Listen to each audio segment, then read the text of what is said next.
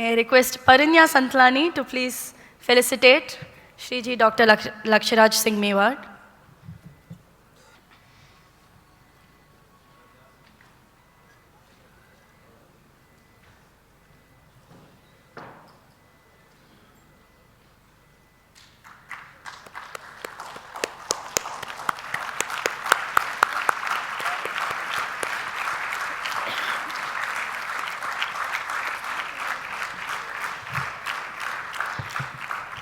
Dr. Laksharaj Singh Mewar is not just a passionate advocate for education, sustainability, and youth empowerment, but he is also a board member of ScooNews and a patron of the ScooNews Global Ed Fest, and is a powerful voice for community-driven change.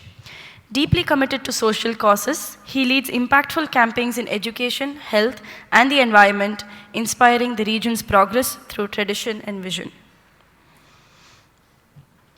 Now we move on to our next segment, Reimagining the Future of International Education in India, from global intent to local impact. As we stand at the crossroads of global change and local aspiration, we ask, what does it mean to truly prepare our children for the future? What frameworks, philosophies, and learning models will keep India's schools not just relevant, but leading?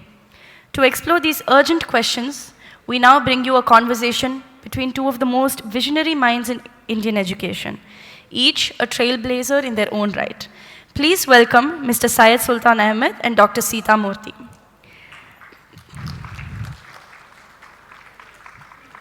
Mr. Syed Sultan Ahmed is a pioneering educationist and first-generation social entrepreneur. He currently serves as the chairperson of TAISI, the Association of International Schools of India. Mr. Sultan is the founder and chief learner at LXL Ideas, where he has brought learning alive for over 4 million students through school cinema and film pedagogy. He is an acclaimed filmmaker with 7 National Film Awards. Dr. Seetha Murty is a distinguished educationist and a leading voice in IB education in India. As director of 5 K-12 schools in Hyderabad and Visakhapatnam, and vice president of the IB Heads Association for India and South Asia, she has shaped IB learning across the region. A certified IB educator, workshop and evaluation leader, she champions an inside-out model of education, character before competence.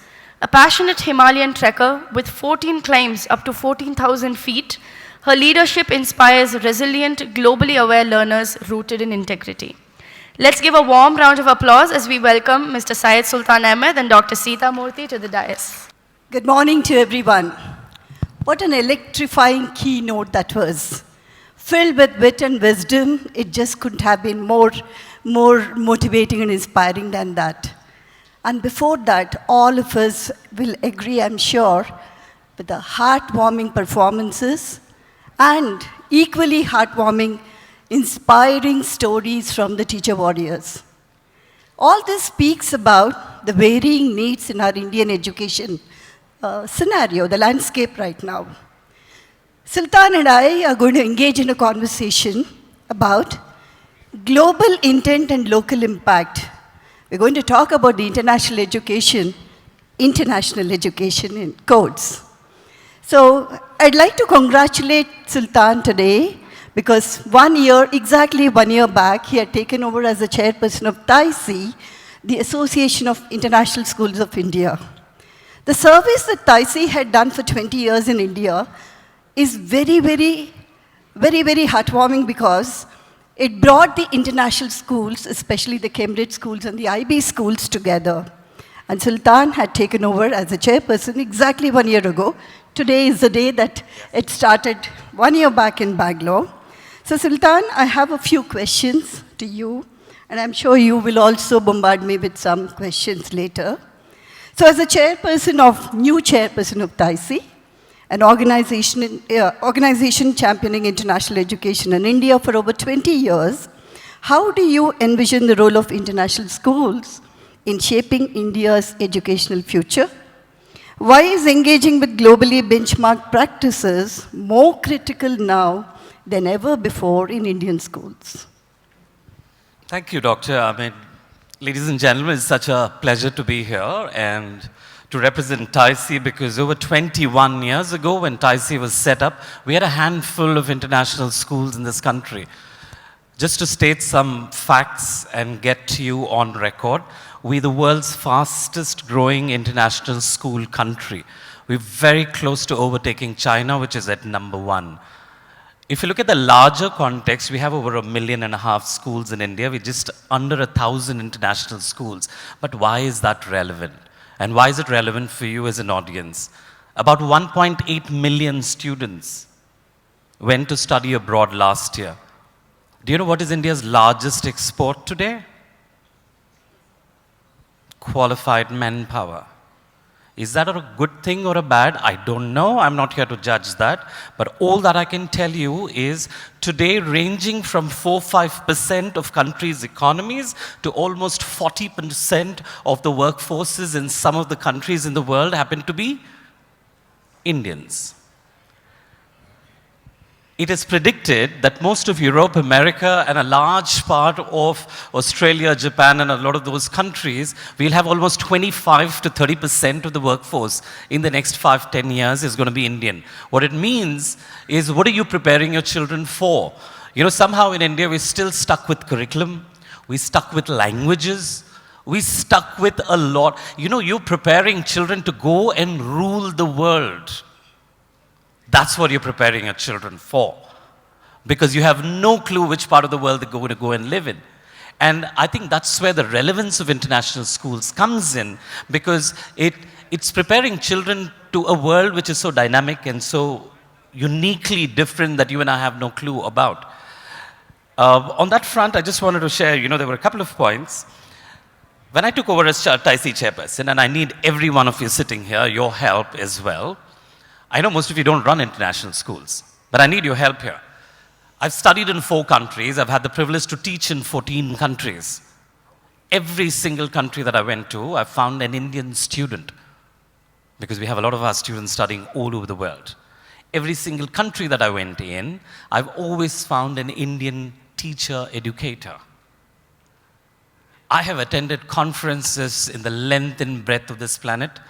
I have not heard a single person ever mention India in the context of education leadership. And I find that a bizarre coincidence that we produce some of the world's most educated populace. We have some of the world's largest number of teachers, and yet we don't consider India as an education leader. So as a role of TAISI chairperson, if you ask me what's my role, I want to change that. So the next time, it's not just, I'm so glad that you're attending ScooNews. Please go to different parts of the world. Spread the message that you guys do some wonderful, wonderful work. And the world needs to wake up to realize that we do some great work. And that is why it's relevant. And I just want to end with one point. I've been a part of the National Education Policies, advisory committees. And you know what's the best way to implement the NEP? All of you, would you agree that it's an outstanding future-thinking document? Would you all agree with me? You know, if you want to implement NEP in its true spirit, walk into a good IB or an Australian board school, you will see it in action. That is why it's relevant for you. So, ma'am, I'm going to ask you a question. She's an outstanding educator because she's broken a lot of myths at the international school level. She runs an IB school which is so affordable on one hand, but on the other hand, you've also done something which most people feel is extremely difficult. Most of our students in primary years, if I'm right, you do an IB, and then they go on to do CBSE or IB or Cambridge. You know, the pathways are all the 3. Can you talk to us about how is it and why did you choose to do, you know, an international board at the primary and middle years, and how, because a lot of people tell us that, you know, it's elitist, and secondly, that you can't get into the regular boards and NEETs, and how do you manage to do that? Well, when I was working in CBSE schools until 2005, it's in 2006 and 7 in Hyderabad when I got introduced to the IB. When I looked at their learner profile, many of my IB colleagues are here. Just raise your hands, please. Yeah. When you look at the learner profile, which talks about 10 attributes, when you talk about the methodology, the student-centric methodology, inquiry-based, when you talk about the approaches to learning, the science and art of teaching and learning, I just felt that every student in India deserves it. So in our school, what we have done in 2007, we have children aspiring for the JEEs and other competitive exams in the country. We looked at, can the primary years program lay the foundation for the kind of skill-based aspirations that we have for our students? So we made it accessible. Even today, we charge just about 2.25 lakhs per annum for an IB program. So you only charge about 2 lakhs for running an IB school. So I can come to your school and study and put my child at 2 lakhs. Because that's an average fee a lot of schools charge for a CBSE today in my city of Bangalore, and I've heard that in a lot of other cities as well. So we are in Hyderabad. So it's possible to run it, right? It is absolutely possible. And you make money as well. Certainly. Okay. We are not here for charity. We make profit, but we don't make profit only. That's the way we look at it, because the science of teaching and learning, every student deserves it. Yes. And it's not about only those who aspire to go outside India. It's for every student who wants to aspire for JEE, because I have my students who are in IIT Bombay, because we had the IB program for 18 years now. So my students come back to tell me that the foundation, the culture of thinking and the approaches to learning have laid the foundation for them to be well prepared for this challenging competitive exams. So we broke the myth that international program is a certain elitist program. No, it's absolutely an organic and fundamental learning program. And that's what I come for. And I definitely concur with you, because especially the past year, I've spent a lot of time deep diving with my predecessor, Anu Monga, into different aspects of international education. And this is exactly what we should be doing. Because it's not what our children are learning, it's how they're learning, which is far, far more important. And most of the international boards focus a lot more on the how. And specifically, I think the IB board and the WACE does that. And it can be affordable. And by the way, I have a stat for you, that an average Indian parent in the 90s was not happy with the state board. That's why there was a resurgence of the CBSE board. And if you look at the history in the past 30 years, we've had a massive, uptake in the number of CBSE schools that we've had in this country. And guess what? Big city, small town, an average middle class parent is not happy with just a national board. Their aspiration is higher today. And this, I'm quoting a survey by the Ministry of Education, where, there's a lot of parents whose aspiration is to have international standard for their children. Doesn't necessarily mean you change the board, but, the aspiration is to give the best to their children. So that's one of the reasons why there's a huge upsurge in the number of schools that are being set up. Yeah. So I want to hear from you, Sultan, because for me, I know that we have 28 state boards in our country, plus some more in each state. I know that we have 2 national boards, the CBSE and the ICSE. And right now, we have 2 international programs being offered in India, Cambridge and the IB. I have heard about the Western Australian certification of education that you are also considering a lot. We'd like to hear, what is this 3rd international program going to do for students in Indian schools? I think the Indian government for over 3 decades was extremely clear that we're not allowing any international board to come in. So if you look back at the history of both IB and Cambridge, it dates back over 30 years ago. That's when they were established.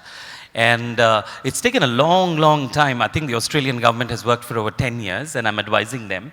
And by the way, here are 3 or 4 absolute stats and facts that I've discussed as a chairperson of TAISI with them. What's the standard and quality of an international school is equivalent to the quality and the standard of their teachers. Ma'am, can you tell me how much money do you spend on teacher development for your IB schools per annum? We have 5 schools. We have 3 in Hyderabad and 2 in Visakhapatnam. We spend about 1 crore per annum on teacher training, because if teachers are not well trained, there's no way so our students will grow. 1 crore, yeah. So one of the biggest hurdles budget for running international school is just the exorbitant cost of having quality teachers. So when we were having negotiations with the Western Australian board, we said that we would want you to make teacher training mandatory and free. And guess what? Okay. They agreed. Yeah, okay. So the tech part of it, right? So we spoke to them and said that if you want to standardize schools, by the way, Dr. Seetha, I've been advising the IB board, and IB is going to come up with their tech platform in the next 1 or 2 years, because they didn't realize 20 years ago that if you are a board, you need to be controlling tech. Right, today you have saddles and toddles and managed backs and a lot of those controlling tech. So when we spoke to the Australian government, we said that if you can standardize teachers training, if you can standardize technology, right, and make sure, then we asked them a question. So if you're going to be a government board coming into India, would that mean that every student who studies in that board is going to be a student of Australia? And so guess what? It is. So every student who studies in the Australian board becomes a bona fide student of the government of Western Australia. So we try to look at some of the challenges that are there, and best of all is the price point, right? If you're pricing yourself higher, then you are leaving the middle class of India out. So we've negotiated in such a way that if you're a school running a CBSE school at 75,000 or 1 lakh, at 1,25,000 to 150, you should be able to run an international board school. So literally, we've had multiple rounds of negotiations. We get the cheapest price. By the way, this board exists, the Western Australian board exists in about 30 countries, from Japan to China to Turkey to a lot of European and Southeast Asian countries. And the price that we get in India and what we'll be paying as Indian schools is 25% of the price that the other countries are paying. And FYI, if you're wondering why is the Australian government doing this, 30% of the Australian workforce in the year 2035 is going to be Indian origin. They would just want to make sure that someone who's assimilated in their culture and understands their culture comes into their country.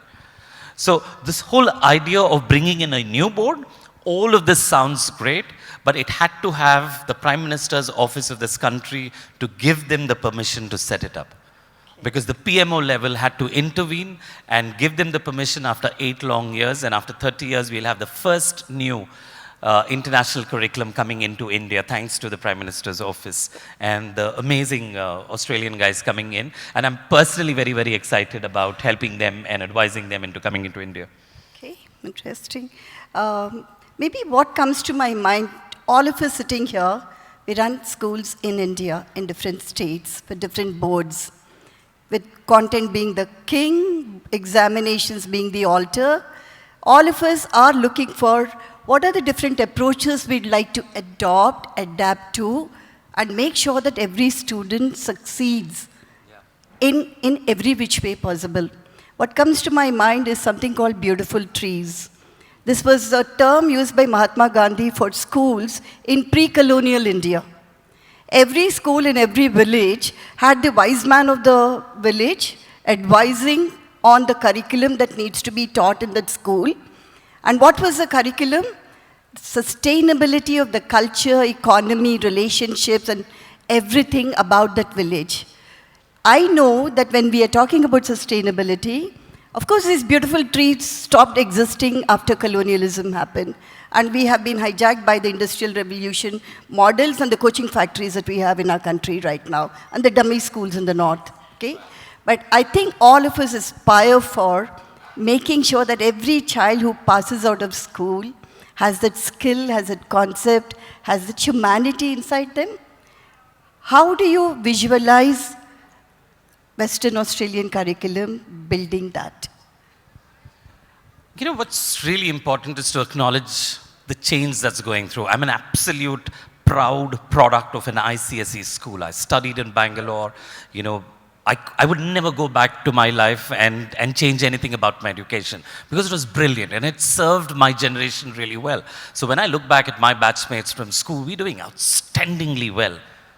But the challenge is, just last week, I don't know how many of you heard the news, that 12,000 people from a company that I've worked very closely as an advisor, TCS, knocked off 12,000 people from the mid-level management. Now, what that mid-level management could not do is to learn and keep themselves upgraded. So my generation's skill that I required was to go out there and survive in a world and figure out my way and grow in it. Whereas the present generation, you know, there's one skill that they need to learn. They need to learn how to learn. Absolutely. Yeah. But unfortunately, we're still testing them and, checking their knowledge and intelligence in these examinations. So where WACE comes in as an Australian board is, if ever there is any country on the planet that knows how to integrate sport in education, there's no country that does it better than Australia. 96% of Australian students play active sport. In India, it's less than 2%. There's no country on the planet that does primary and middle years as well. Anyone who's seen the Australian curriculum will tell you that the primary and the middle years curriculum of the Australian board is among the best. In fact, Finland and Norway take inspiration from the Australian board. And like you mentioned, the idea is not for you to move out of the CBSE board or from the ICSE board. The idea is, can you include the manner in which you teach? The formats in which you're teaching at the primary and middle years, and I think that's where the international schooling comes into place. I'm going to end here because I think we're end of time. I'm going to just ask her one last question. What would be your advice what are the 3 non-negotiables if any one of us wants to start an international school? You've been one of those who've set up so many schools. What are the 3 non-negotiables? Quickly, if you can just list that out. Okay. So this is something that I've learned from a colleague in the IB world. 15 years ago, I went to attend a conference in Singapore, IB conference. We had a round table like this. We had educators from different parts of the world.